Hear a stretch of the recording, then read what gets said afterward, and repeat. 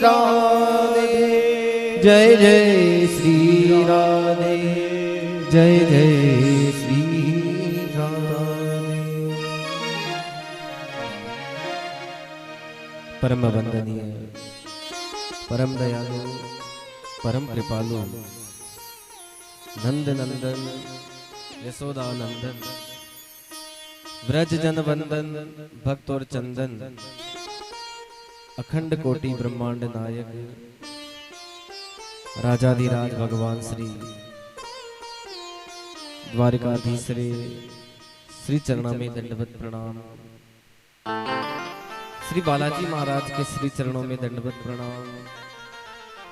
भक्ति और शक्ति स्वरूपा माताओं बहनों के श्री चरणों में प्रणाम एवं गांव में विराजमान सभी देवताओं के पावन चरणों में प्रणाम करते हुए पूज्य गौ माता विप्र समाज के चरणों में, ऋषिराज के श्री चरणों में दंडवत प्रणाम करते हुए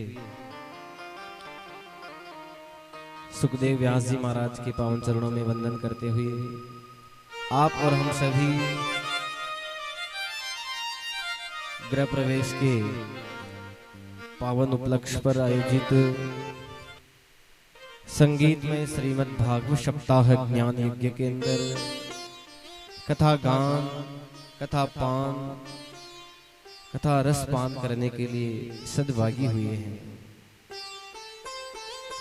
आप और हम सभी ने कल भागवत के महात्म्य का चिंतन किया, श्रवण किया कि किस प्रकार भागवत कथा के अंदर किन किन बातों का ध्यान रखना चाहिए एवं किन बातों का हमें पालन करना चाहिए, और भागवत के अर्थ को भी जाना था हमने। आज किसी ने पूछा नहीं होगा पर मैं ही पूछ लेता हूँ, अब आप ही बताइए भागवत किसे कहते हैं? कल मैंने बताया था भागवत किसे कहते हैं, कोई बताएगा? राम राम राम, किड़नी ठानी है, क्या बात। भक्ति, ज्ञान और वैराग्य, इन तीनों का जिसमें समन्वय होता है और इनका पान करके जो तिर जाता है उसे ही भागवत कहते हैं। तो आज इसी अर्थ को पुनः समझते हुए श्री व्यास जी महाराज लिखते हैं, भा शब्द कीर्ति वचनो स शब्दो ज्ञानवाचक, भा शब्द कीर्ति वचनो ग शब्द ज्ञानवाचक, सर्वे वचनो वश्चतो विस्तारस्य वाचकः। भा शब्द का अर्थ यहाँ पे बताया है कीर्ति वचनों। भा शब्द के कहने से कीर्ति व्यक्ति की बढ़ जाती है। ग शब्दो ज्ञानवाचक है, ग कहने से ज्ञान की वृद्धि होती है, कीर्ति की वृद्धि होती है। सर्वे वचनो व्यश्चतो,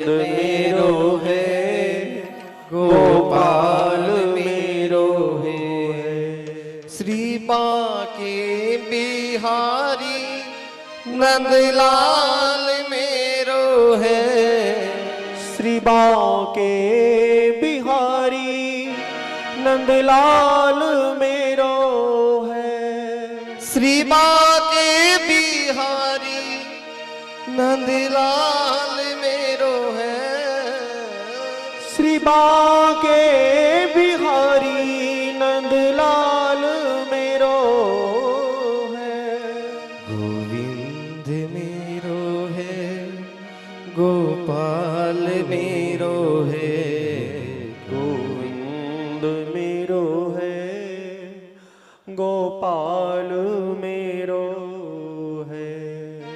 बोले मोर मुकुट बंसी वाले की जय जय जय श्री राधे। कृपा। आइए भागवत कथा में प्रवेश करते हैं। कल आप और हम सभी ने दिव्य भागवत जी में महात्म्य का वर्णन किया जो कि स्कंद पुराण से लिया गया है। और आज भागवत जी के जो श्लोक हैं उनका वर्णन करेंगे। तो हम कोई भी मांगलिक कार्य करते हैं तो सबसे पहले हम गणेश जी को निमंत्रण देते हैं। पर व्यास जी महाराज ने जब भागवत की रचना करी तो न तो गणेश जी की वंदना करी, न गोविंद की वंदना करी, न ब्रह्मा जी की वंदना करी। तो आखिर में किसकी वंदना करी है व्यास जी ने? भाई नहीं तो गणेश जी की करी वंदना, न माता जी की, न भैरू जी की, न पिताजी की, किसी की नहीं। तो किसकी वंदना करी है?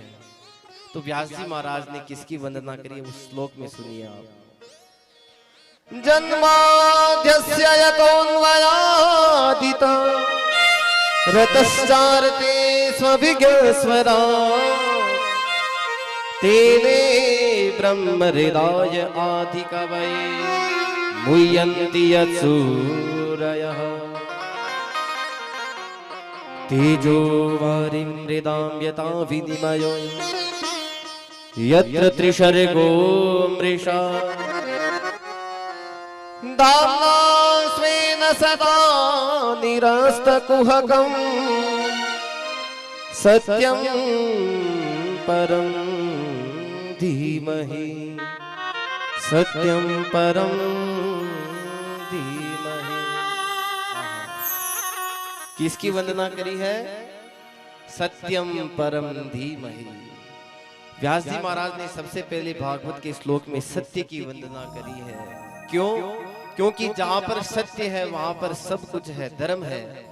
जहां सत्य है वहां पर धर्म है, अर्थ है, काम है, मोक्ष है। और जहां पर सत्य नहीं है वहां पर कुछ भी नहीं है। क्यों? शायद जिस वेद के ज्ञान को परखने के लिए बड़े बड़े वीर, बड़े बड़े तपस्वी मोह को प्राप्त हो जाते हैं, जिस वेदार्थ ज्ञान को समझने के लिए बड़े बड़े सूरवीर भी मोह में प्राप्त हो जाते हैं, वे जान ही नहीं पाते कि आखिर में क्या छुपा है शास्त्रों के अंदर। जिस प्रकार गर्मी के दिनों में दूर से हम देखते हैं रोड को तो हमें पानी नजर आता है, आता कि नहीं आता है? क्यों? क्योंकि हमारे को भ्रम हो जाता है और वह रोड चमकता है तो पानी की तरह दिखाई देता है कि आगे पानी भरा हुआ है। जिस प्रकार सूर्य की रश्मियों के अंदर हमें कभी कभी जल का भ्रम हो जाता है और जल के अंदर स्थल का भ्रम हो जाता है, ऐसे ही वेद के ज्ञान को समझने के लिए हम बड़े बड़े वीर लोग मोह को प्राप्त हो जाते हैं।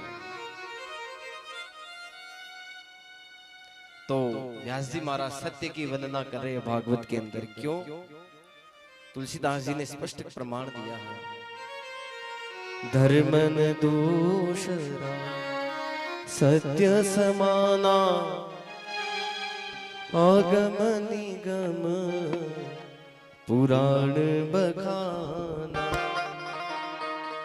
धर्मन दूसरा सत्य समाना आगम निगम पुराण बखाना। वेद पुराण भी यही कह रहे कि भैया सत्य से बढ़कर के दूसरा कोई धर्म नहीं है और असत्य से बढ़कर के दूसरा कोई अधर्म नहीं है।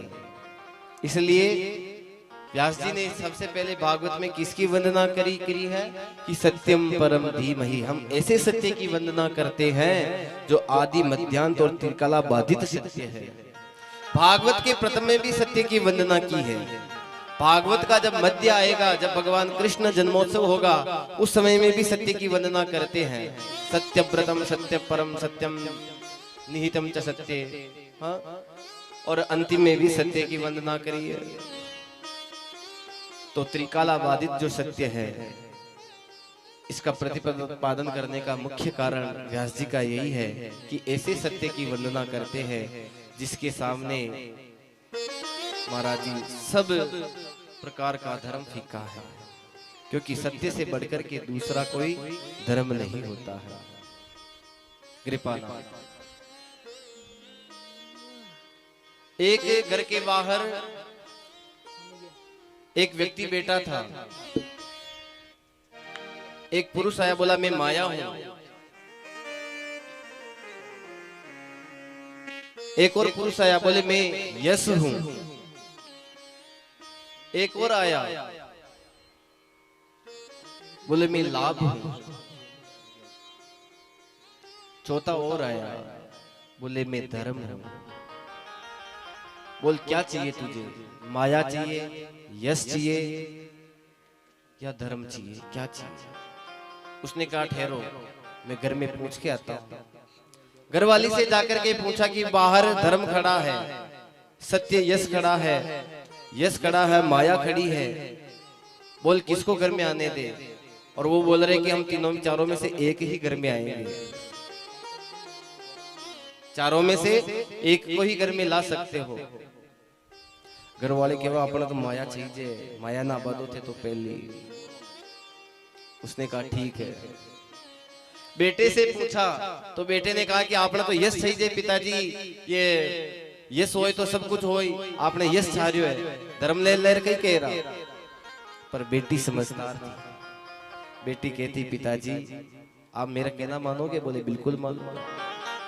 पिताजी आप सबसे पहले धर्म को लेकर के आइए, जो दृढ़ राखे धर्म को ताही राखे करता। आप धर्म को लेकर के आइए पहले। और पिताजी ने बाहर जाकर के बेटे की बात का मान रखा और कहा कि धर्म कौन है आप में से? तुमने कहा मैं हूं, आप पहले आइए। और जैसे ही धर्म आया तो प्रेम भी आ गया, पीछे पीछे सफलता भी आ गई, यश भी आ गया और वो माया भी आ गई। सब धर्म के पीछे चले आ गए। बोले धर्म नारायण भगवान की जय हो। तो इसलिए भागवत में सत्य और धर्म की वंदना की है पहले।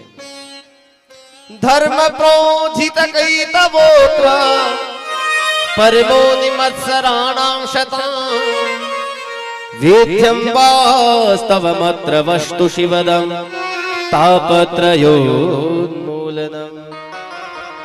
श्रीमद्भागवते महामुनि कृते किं वा परैरीश्वरा सद्योरुद्यावरुध्यते त्रिकृतुभिः शुश्रूषोभिः त्वक्षणात्।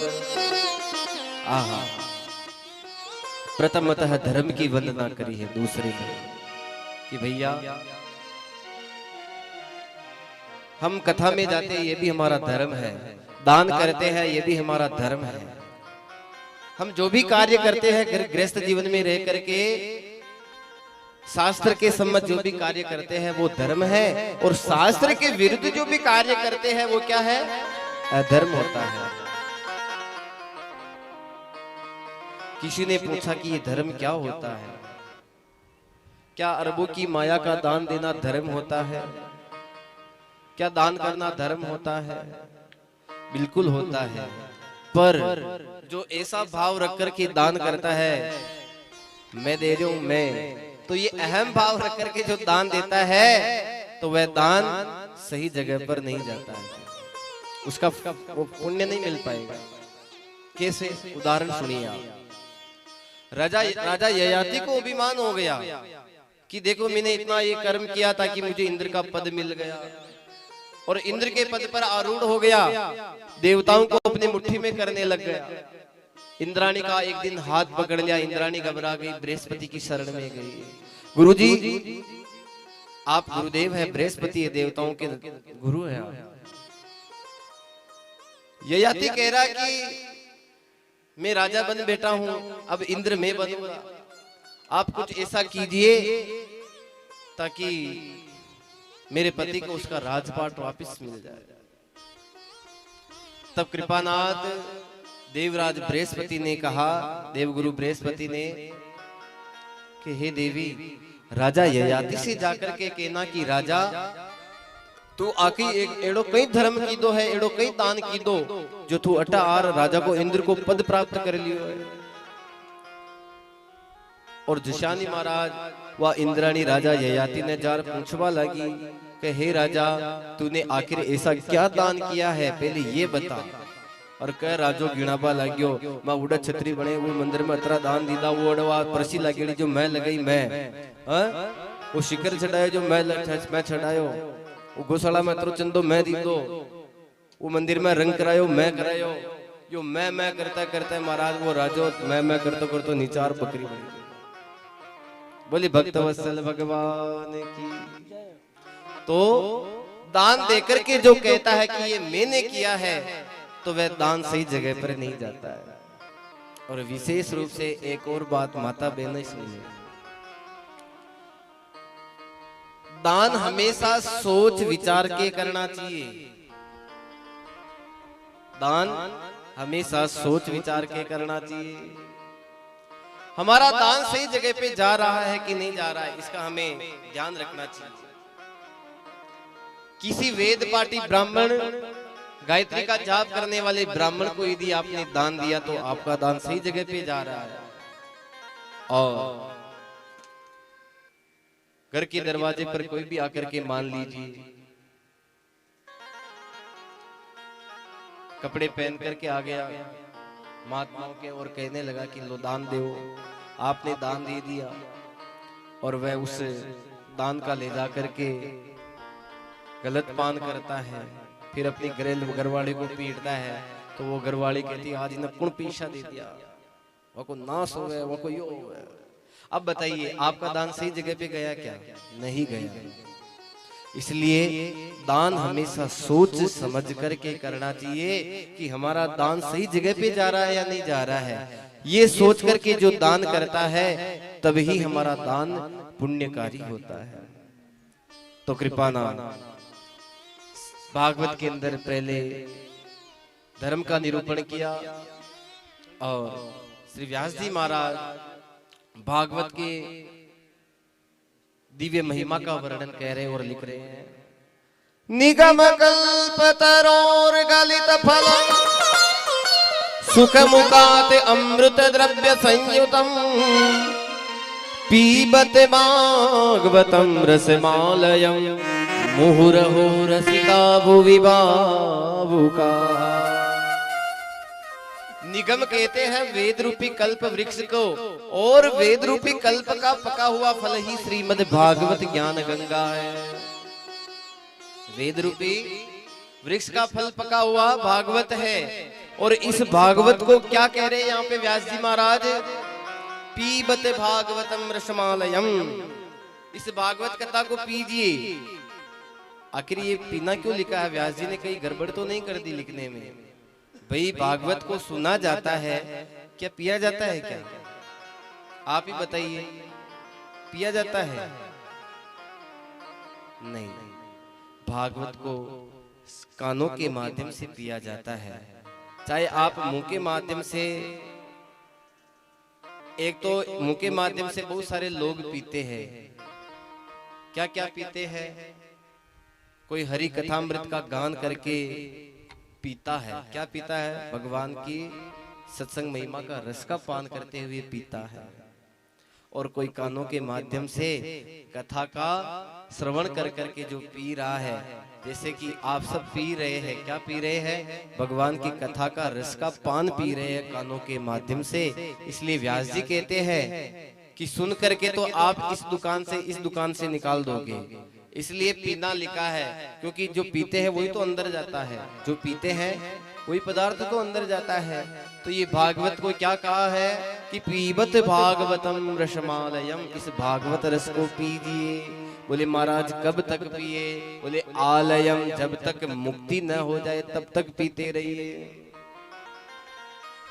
रसिका भुवि भावुका, रसिक जन जो पीते हैं तब जाकर के ये कथा रसास्वादन, इसका फल पुण्य हमें प्राप्त होता है। उदाहरण, एक सुनार था, मेले के अंदर सोने की मूर्तियां बना करके बेच रहा था। कह रहा था कि एक मूर्ति की रेट 10 रुपए, एक की 10,000। दोनों मूर्तियों के अंदर कुछ भी फर्क नहीं था। दोनों सोने की थी, दोनों 500-500 ग्राम की थी, दोनों की दिखने की छवि एक थी, पर रेट के अंदर अंतर आ गया। दो ही मूर्तियां एक जैसी ही, एक ही धातु की बनी हुई, दो ही सोना की ही, दोनों के अंदर वजन भी उतरी है 500 ग्राम, पर एक की 10 रुपए, एक की 10,000। आखिर में ऐसा क्या कारण है? लोग देखते हैं कि भैया आखिर ये क्या कारण हो सकता है जो एक मूर्ति की रेट तो 10 रुपए, एक की 10,000 रुपए। तो लोगों ने कहा कि भैया एक मूर्ति की रेट 10 रुपए इसलिए है कि ये एक संत आए और उस कान के अंदर, मूर्ति के अंदर एक धागा डाला, धागा डाल करके इस कान से धागा इस कान में निकल गया था, तो ये तो है 10 रुपए की। दूसरी मूर्ति के कान में जैसे ही धागा डाला तो वह धागा कहां चला गया? सीधा पेट के अंदर चला गया। बोले ये 10,000 रुपए की मूर्ति है। तो जो इस कान से निकाल दे वह तो होता है सरोता। कल मैंने कहा था श्रोता के लक्षणों के अंदर, और जो कानों से सुनकर के अंदर उतार ले उसे कहते हैं श्रोता। तो कृपानाथ, जो कथा को रसामृत पान करके जो कानों के माध्यम से पीते हैं वही कथा के अर्थ को जान पाते हैं। बोले भागवत भगवान की। और जो ये कह दे सुन करके कि हमने क्या सुने कथा को, अरे वही कथा है, तो उस अग्नि महाराज राम के इस कथा को, भगवान की इस कथा के रस को जाना ही नहीं है। तुलसीदास जी ने स्पष्ट लिख दिया है, रामचरित जे सुनत अगाई, रस विशेष जाना तीन नाही। रस विशेष जाना तिन नाही। रामचरित जे सुनत अगाई, रामचरित जे सुनत अगाई, रस विशेष जाना तिन नाही। रस विशेष जाना तिन नाही। जिन हरि कथा सुनी नहीं काना, जिन हरि कथा सुने नहीं काना। श्रवण रंध्र अहि पवन समाना। श्रवण रंध्र अहि भवन समाना। श्रवण रंध्र अहि भवन समाना। रामचरित सुनत अगाही, रस विशेष जाना तिन नाई।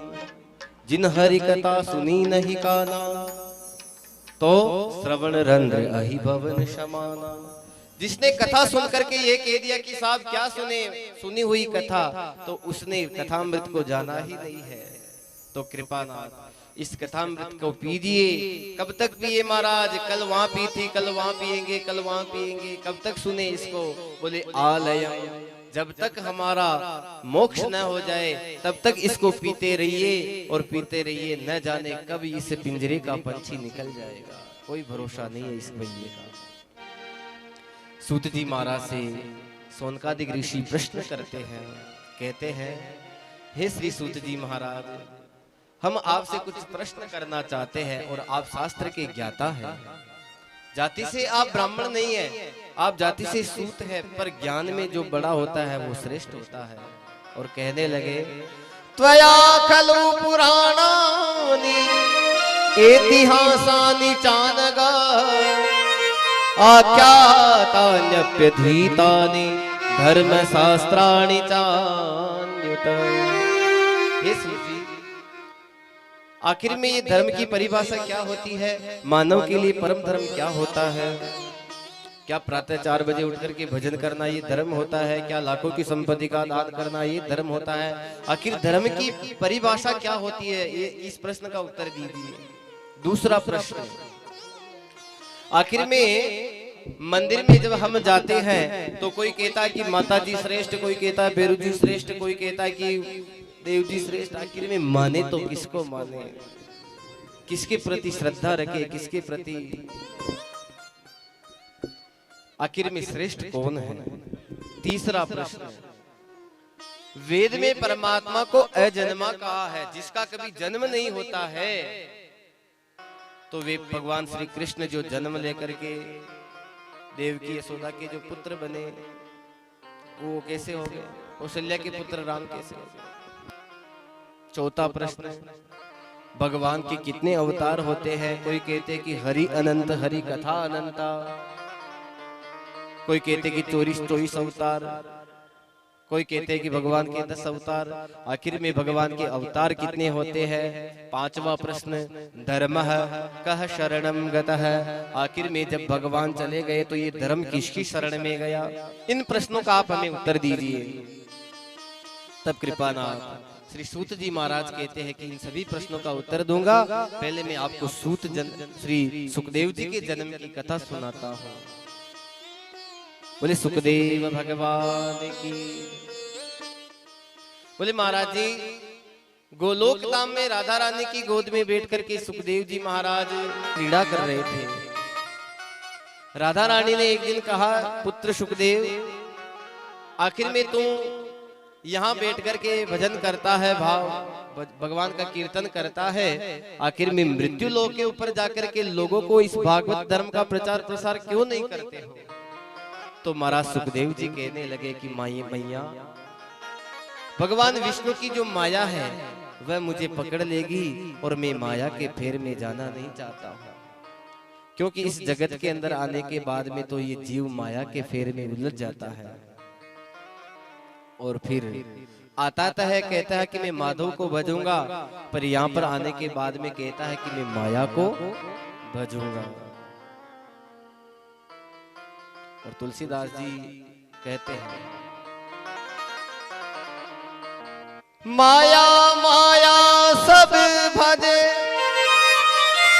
और माधव भजे न कोई, जो माधव को भजे तू माया चेली हो।